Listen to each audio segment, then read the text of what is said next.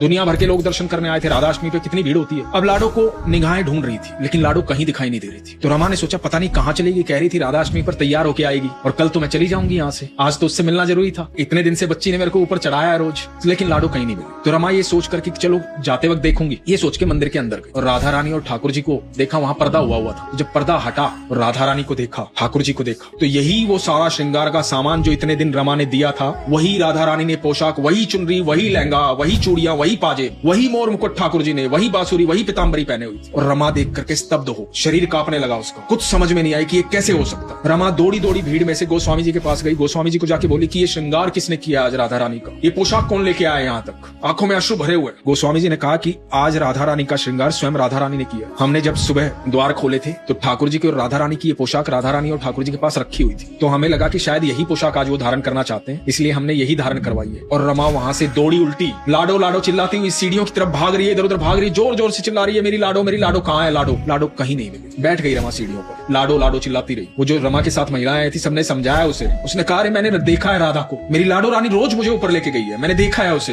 ये जो पोशाक धारण आज की है मैंने दी थी, जो कन्हैया ने पोशाक धारण की मैंने उसके सखा को देखा है, मैंने कृष्ण को देखा है। तो सब महिलाओं ने समझाया कि कोई बात नहीं, तूने दर्शन कर लिया, अब घर चलने का समय आ गया। उसने कहा नहीं जाऊंगी ऐसे। सारी महिलाएं वापस चली गई, रमा वहीं रुक गई। रमा के घर वाले आए उसे समझाने, पर रमा ने वो सीढ़ियां नहीं छोड़ी। धीरे धीरे सब पागल कहने लगे उसे। किसी को वो बातें समझ में नहीं आ रही थी, क्योंकि इन बातों का अनुभव सिर्फ रमा को था। बताया जाता है कि 30 साल तक रमा रोज सीढ़ियां चढ़ती थी और उतरती थी। राधा राधा लाडो लाडो चिल्लाती हुई आती थी और जाती थी। राधा राधा राधा राधा। 30 साल के बाद थकी हारी परेशान सी राधा राधा कहती हुई सीढ़ियों पे चढ़ रही थी कांपते हुए पैरों से। फिर एक छोटी सी कन्या आई और बोली मैया चल मैं ले चलती हूँ अटारी तक। जब रमा ने उसको देखा तो बोली मेरी लाडो। बस ये अंतिम शब्द था रमा। वहीं पे शरीर छोड़ दिया। ये कलयुग की घटना है।